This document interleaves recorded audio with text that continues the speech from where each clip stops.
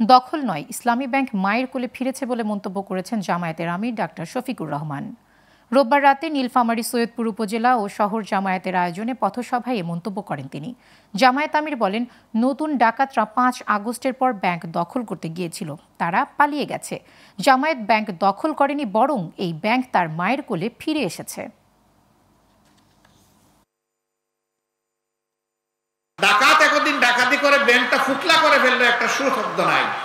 এখন 5 তারিখের পরিবর্তনের পরে একদর অস্ত্র হাতে নিয়ে সেই ব্যাংক দখল করতে গেলে এই ব্যাংক তখনই সুস্থ হবে, সবল হবে, গতিশীল হবে।